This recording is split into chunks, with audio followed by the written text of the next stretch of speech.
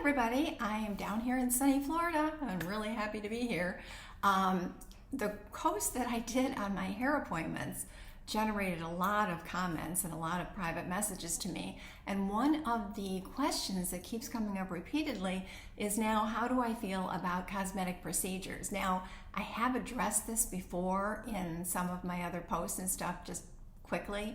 But I know there's a lot of new followers, so I'll tell you my opinion for just myself again, which is always just my opinion.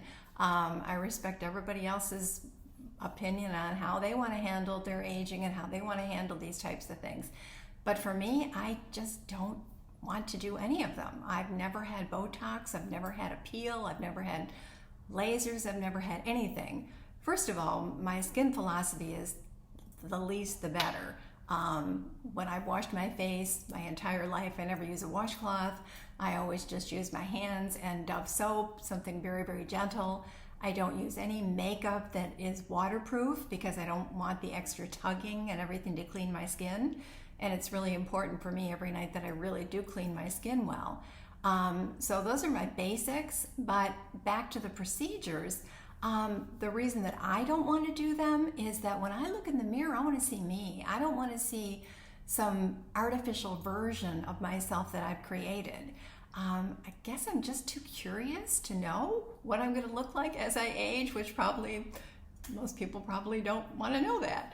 But I do. I've always been very, very curious as to what the future brings and very curious as to what will I be like in each decade of my life. So now that I'm in my late 70s, it's like, well, I'm just going to see what happens in my 80s. I'm still going to be me no matter what. And I would hope that I've learned by now not to base my self-worth on how I look. Now, I know people say, yeah, that's easy if you have a nice look. But really, everybody has a nice look. Everybody has that special quality that's just them. So anyway, for me, it's the fact that I just want to be me. I just want to age as naturally as I can. The hair thing was to try and get my hair light enough so I can let the gray just come in, which I always wanted to just age naturally and have my gray come in. And that just didn't work because like from here out, I'm pretty much white. The roots don't even show anymore, but you can see back here what a difference it is right here. So probably from here back, I'm still very black. So that just would probably not have worked very well. And I knew I didn't want to keep dyeing my hair to get it, dark. And the dark was getting too dark as my skin aged. So plan B was to lighten everything so that I can let the gray come in naturally. So back to what we're talking about today, the facelifts and procedures and everything. The other thing is they don't always go well. There have been disasters with facelifts, and maybe I'm just too chicken. And the other thing is it's not just one and done. You don't just go get a facelift when you're 50 and not need another one. And you can only do so much of that.